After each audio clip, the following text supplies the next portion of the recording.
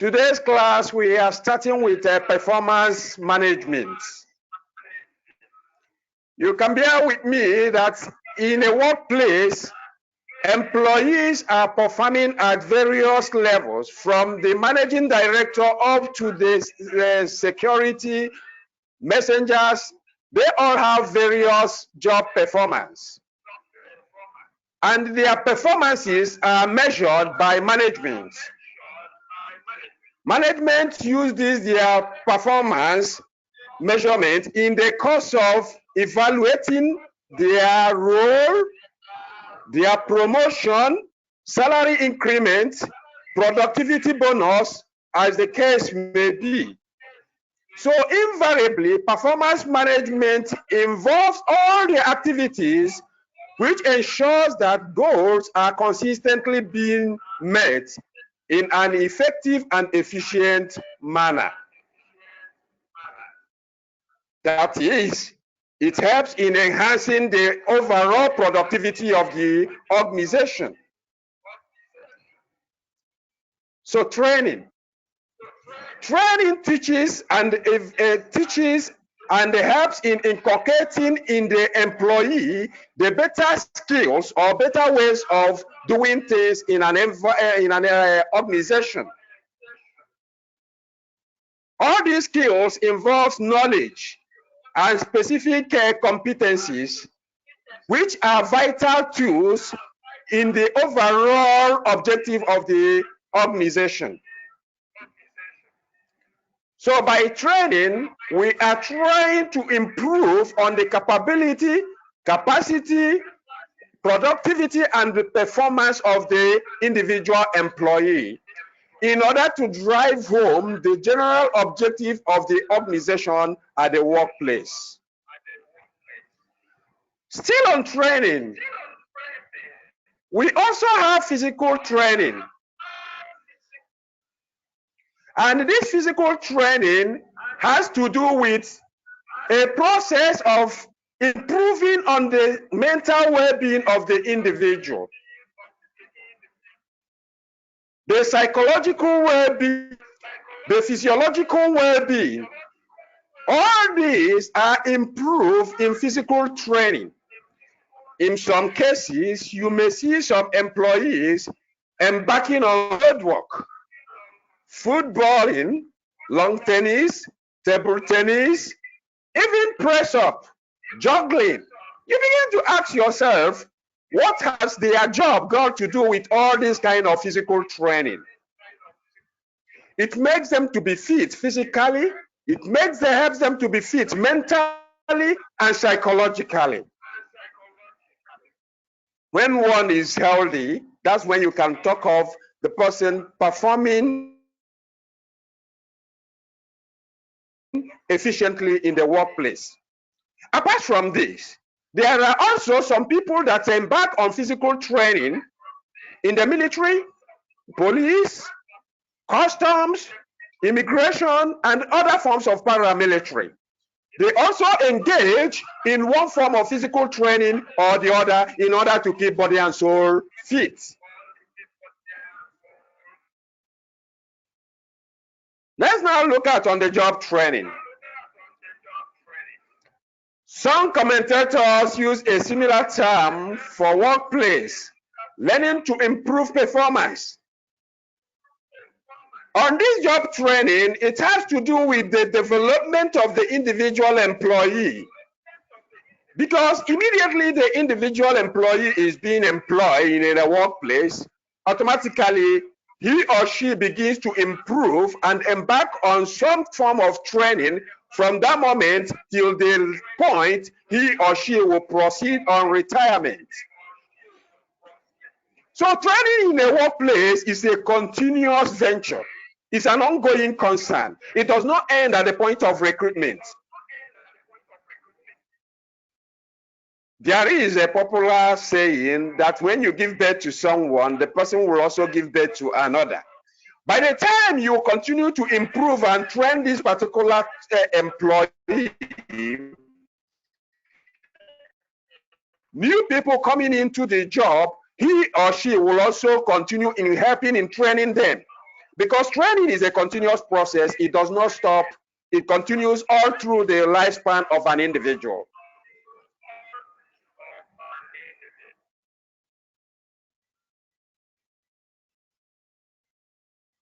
So let's continue. Let's look at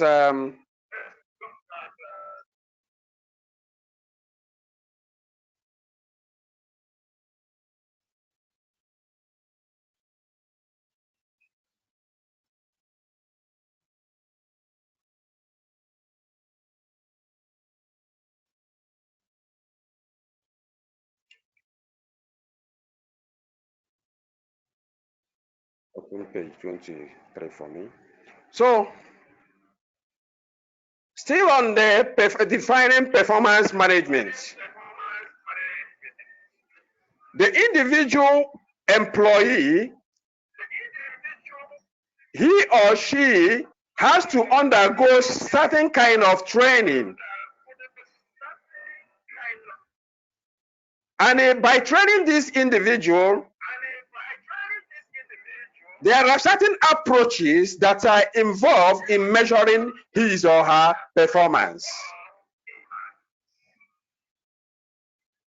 By measuring his performance, it has to take form of his behavior, the results, and also the threats. Under behavior approach, we are looking at the input the individual employee put in the workplace, the effort he put in the job, the effort he or she puts in the job, and how we are not interested in considering the threats or even the outcome, which is the result, but rather we are only interested in considering his input, his contribution in the workplace. Then after that, we now look at the result approach. The result approach entails what the outcome of the behavior he put in place has come to achieve. The behavior of an individual employee has a resultant effect. And it is this resultant effect we are looking at the result approach. The kind of effort you put in the job, that is the behavior approach. After that, the result has to come in, which has to do when the input has started yielding the desired results. From there, we look at the threat approach. The threat approach entails not just the individual performer or what he or she has been doing in the job, but rather it has to do with his personality traits. His personality trait, to a larger extent, determines his input in the workplace, which at the end of the day shows in the kind of output we have at the end of the day. Let's look at approaches to employee performance. Approaches to employee performance. All these approaches to employee performance has to do with the way management, your co-workers, help in evaluating your performance in the workplace.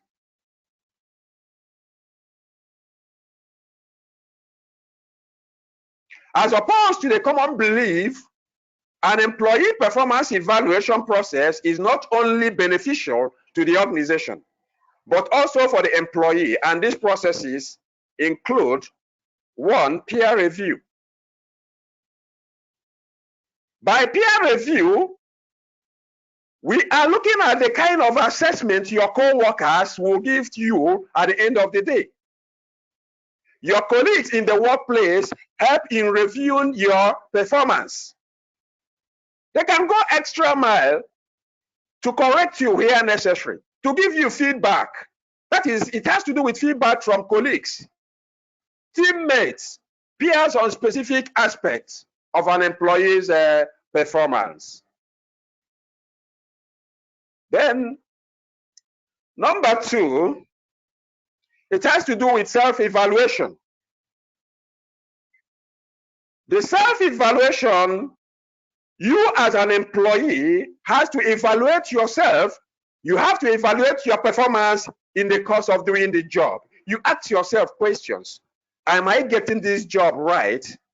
Am I living up to expectation?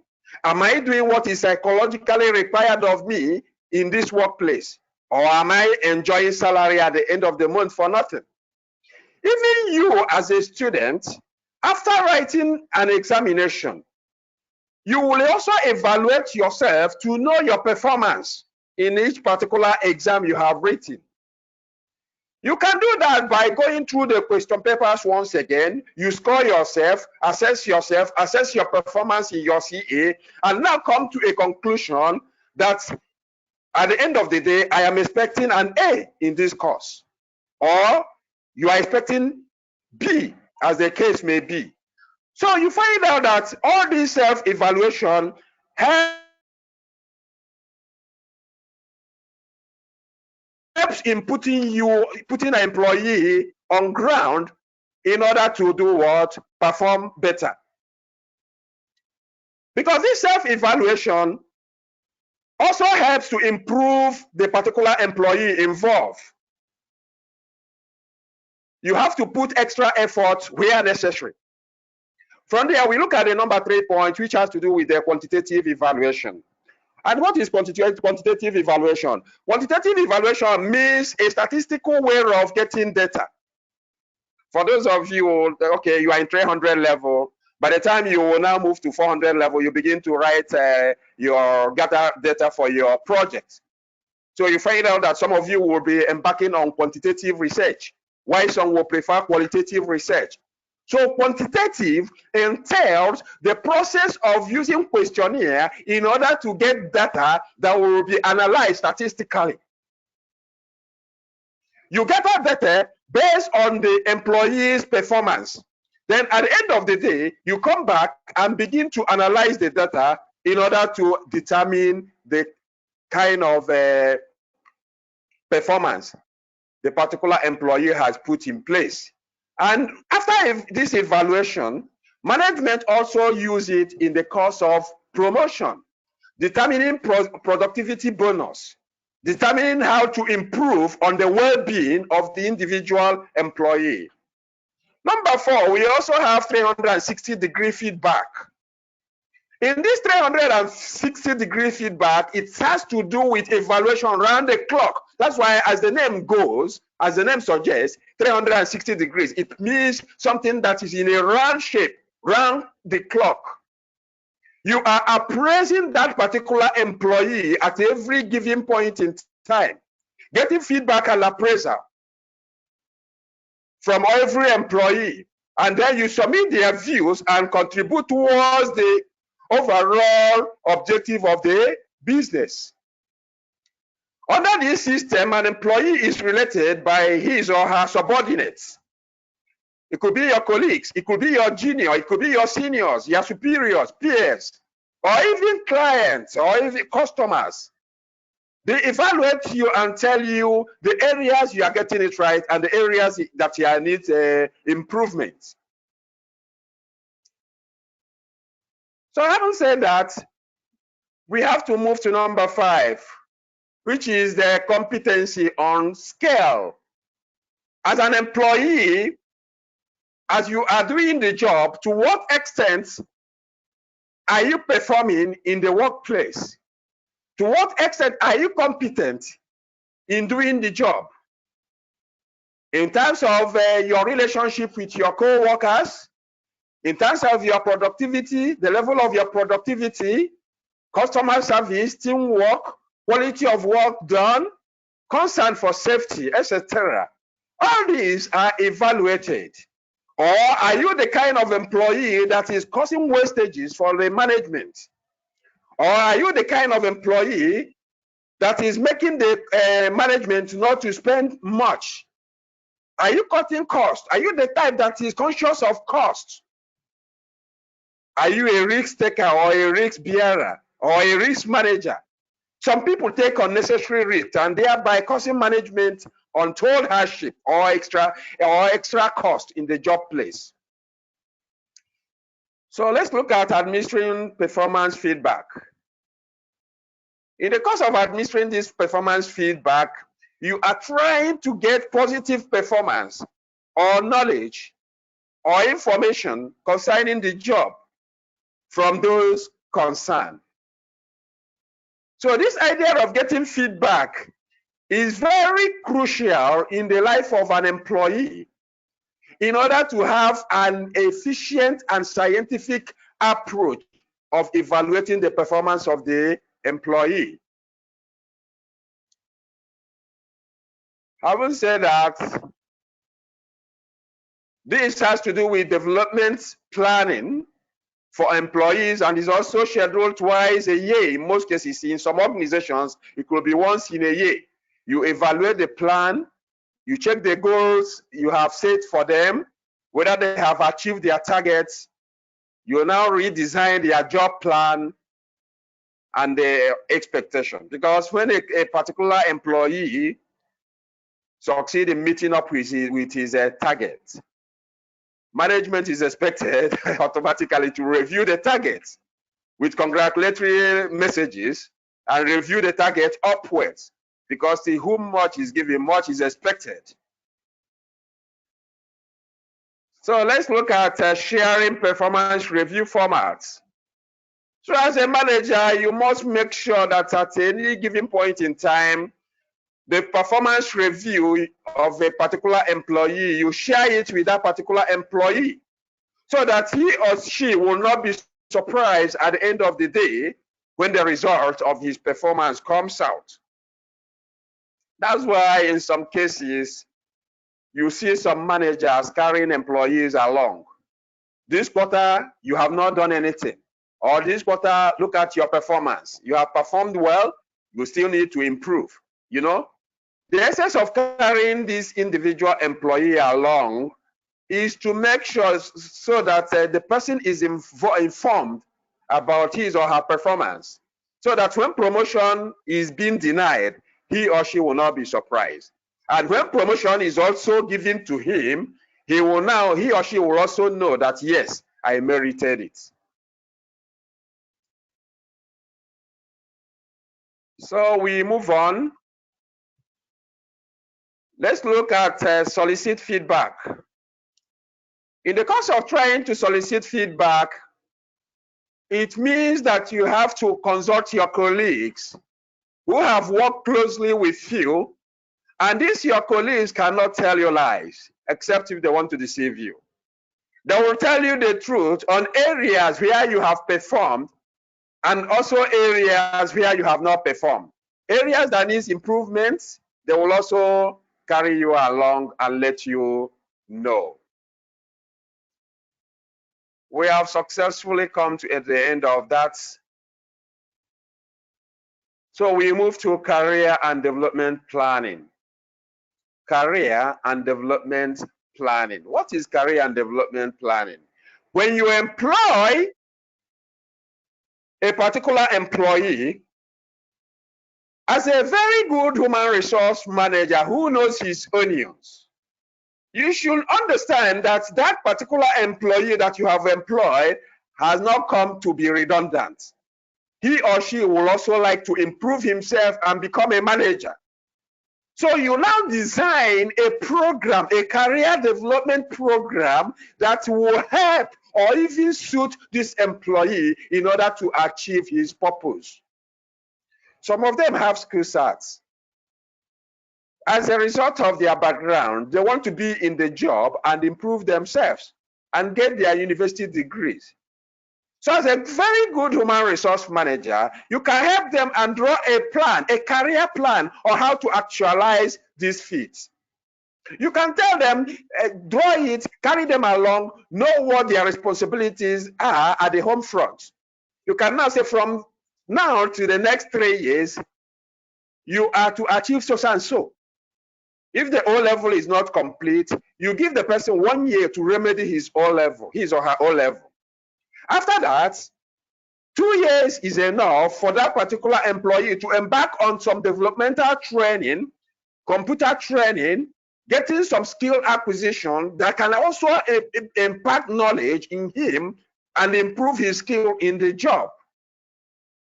So career development is a written list of short and long-term goals that employees have pertaining their current and future jobs. These long-term and short-term goals help the employee to develop himself from one stage of life to another, insofar as he's still working with that organization.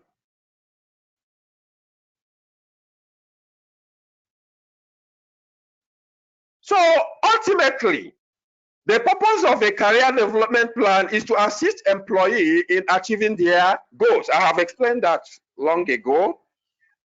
So let's look at the formats of career development plan, the format it takes. As a manager or HR manager or even supervisor, you encourage the individual career development plan format for all of your employees. You consult them. You don't do it on your own because you don't know their program. There was one I was trying to manage in my office. So I tried, after designing it, I didn't carry him along, but he came to me and said, Oga, please, my wife is in school. I am training my wife for now. She will graduate next year. So why not give me 1 year after graduation? After my wife's graduation, I will now go and I will now enroll and improve myself. It is a perfect plan. I keyed in that suggestion, because if you don't listen to him or even involve him to know his programs, even at home, at the home front, you are designing the career development plan for yourself. You need to carry the employee involved. Carry him, you need to involve him, and involving him entails knowing him down to his home. Knowing the number of people that are depending on him, whether he's training his brothers and sisters, whether he's the only one taking care of his home, aged parents at home, and even his in-laws. You now help him to structure this career development plan in such a way that home front will not suffer. It is not something you will do alone as a manager. You need to involve the individual employee, so that the employee will give you the useful information which you will work on. The short-term career goals and objectives, because it's a short-term, you give him within 1 year and 5 years duration to actualize that. Now, the long-term career goals objectives has to take from 5 years upward. Then this development experience is the short-term. Then summary statement, education, training, because there are series of training, series of education, series of courses, job assignments one has to embark upon insofar as you are still working with that particular organization. Developmental activities, training, seminars, and so there are so many of them. Overseas training, even the one with JPTS does, by training workers and even giving them professional certificates at the end of the day. They are part of training. So you help in designing some of this process that employees' career development plan will rely on, and you make sure you follow it logically until all of them are being actualized as the way you people stipulated it. So some of the specific techniques and functional expertise and overall demonstration by the employee of the organization culture, philosophy, and value.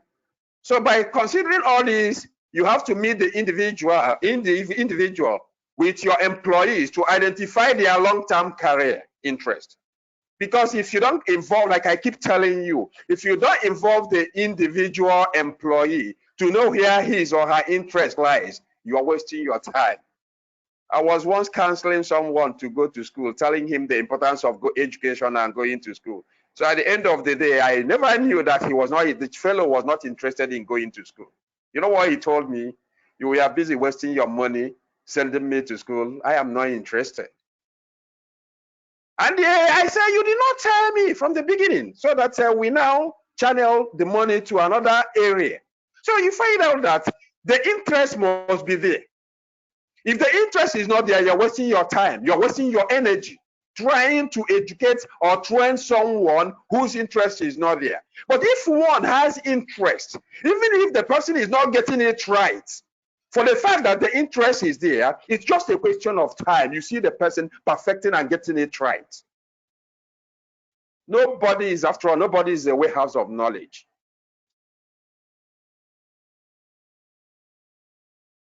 So far you have interest, you will get there. You will achieve your aim. You will achieve your dream. Then the next point we look at is the after meeting, identify the resources within your organization. After identifying the interest in that particular employee, you now go back and find out from management whether management has what it takes to train this particular employee. Because in most cases, management may not have the requirements to train this particular employee, and the whole effort will now be a wasted effort. So while doing all this, you also need to carry management along so that management will provide all the logistics, all the necessary funds required in the course of training this particular employee. Then after that, you now prepare the plan, a development plan, which should be a year to know the employees. You now look at it and find out whether the employee is about completing the activities. And you follow up the activities, because if you don't follow him up, he may relax and relent. The whole effort will now be a wasted effort. So you also meet him in person with the employee to review the proposed plan. And based on feedback, you review, you reverse it,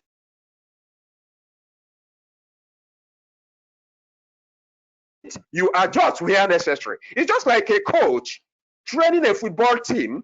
After each match, that coach is expected to review their game plan and adjust, change their formation where necessary in order to improve in the next match. Such thing is also applicable in the workplace. Let's look at approaches to employee career development. There are various approaches one can look at when considering employee career development. The first one we should look at is past and current approaches to employee development plans. That particular employee, his previous records and the current record, you now equate, just oppose the two. You now check whether there is improvement or not. If there is improvement, you continue with the method you have been using. If there is no improvement, you have to change as a manager. You help him to change the strategy. The next one you should also consider is the business case for these programs and HR role, because HR has a role to play. Because HR will also give approval. They will also write to management and get the necessary funds for this training. You also consider guidelines, methods for designing effective programs. Challenges in implementing all these programs. You have to consider all these things, because everything you are doing, you must face some challenges. You issue related communications, legal requirements, technology, metrics, and global employee development program. You put all these things in place before you now move to management to disturb them for funds.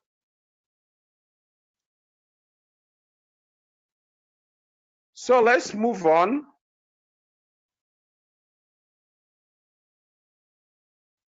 Let's look at HR role in all these development plans. Today's HR, gone are the days when personnel managers will just recruit, they'll go back home and sleep. Human resource manager, they have a very vital role to play in the career development plan of an individual employee. They help in managing this employee, making sure that his chosen career, providing all the necessary skills and training that will be needed, helping getting the necessary approval and funds from management. And all this continues on and on from year one of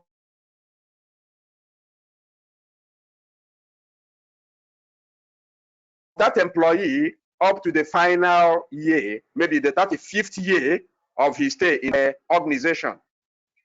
A good HR will also know the organization well. You study the organization in detail, including this knowledge in employment development and talent management planning, because it is your responsibility as a human resource manager to develop a career that will help in managing these employees' development planning. You should also try to know the need of the employees. You study them, know what they need. You try to know their background before developing any program, because if you develop any program without knowing their background, you are doing yourself a disservice, and also the management. You know the industry, whether your company has the financial strength to carry on with all these programs or not. We also have guidelines for effective employee training. Some of these guidelines include: you gain executive support, management must support you. You involve management in whatever you are doing, because you're not bringing the fund from your pocket. Management must finance it. You relate the performance of the particular employee to management, because management is interested to know whether the employee they are spending huge sum of money to train, whether that employee is improving, whether that employee is adding value to the organization or not. You understand what the employee values.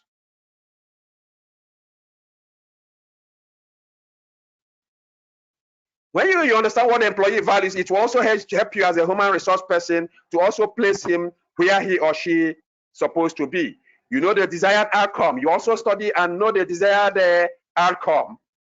So we move on. Let's move to coaching. I don't need to talk much on coaching, because though some of the centers where I taught have treated coaching with them. So you can see what our president has been doing over the years, going around visiting the country, various cities and towns in the country, coaching on the use or on the importance of entrepreneurship, the importance of being a boss of your own, training them on fishery, developmental career goals, skills acquisitions, and so on and so on. All this has to do with teaching people on a successful execution requirement, commitment from the organization and the person being coached. You also look at mentoring. By mentoring, effective mentoring program has to be developed, and it has to match the mentors and the mentees based on skills and development needs. Our time is fast going. Let me repeat the assignments once again. Number one, state and discuss the 3 approaches of measuring performance. State and discuss the 3 approaches of measuring performance. Question number 1. Number 2, enumerate and elucidate the various strategies used in measuring employees' performance in the workplace.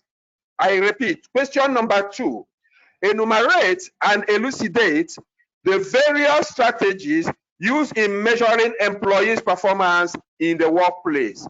You submit it to valentine@yahoo.co.uk. Please, while trying to submit, make sure you indicate your center and the state, your department. Very, very important. So we continue. So individual development plan has to accelerate the pace of employees learning. You will look at the cross training. You refer the employee, you train and retrain him. You cross-examine him, send him for foreign or local training seminars, symposium, and so on. All those things that can expose that particular employee, they are all part of training. Job enlargement and enrichment. After training that individual, you bring him back, automatically his job responsibility will also enlarge. You give him more job functions, because you have spent money in training him. He has to be useful to the organization. He has to impact and show the organization that truly certain level of knowledge has been impacted on him. After that, you also do what we call job rotation. You move that particular employee from one department to another. By doing job rotation, it is a process of exposing that particular employee that has received certain form of training to other jobs. From there, we'll look at succession planning. As employees are aging, you should also, as a good human resource manager, you should also put succession plan in place. Who will replace them when they go on retirement, even on sick leave, even on annual leave? In most cases, most organizations don't have plans for this succession plan. It is only Guaranteed Trust Bank. I give kudos. Fola Adiola, his time was not up, but he voluntarily stepped aside as a pioneer managing director of Guaranteed Trust Bank. But look at what we had in the past. Zenith Bank, Jimovia, UBA, Tony Elumelu. They wanted to be life president before the immediate past Central Bank of Nigeria Governor Malam Lamido Sanusi pounced on them and asked them, look, CBN has a procedure. Your succession plan, you cannot be a managing director for more than 10 years. Your time is up. He's asked them to leave the scene. We'll stop here until I come your way, same time next week. Thank you very much and have a very good evening. Please stay safe. We meet again next week. Good night.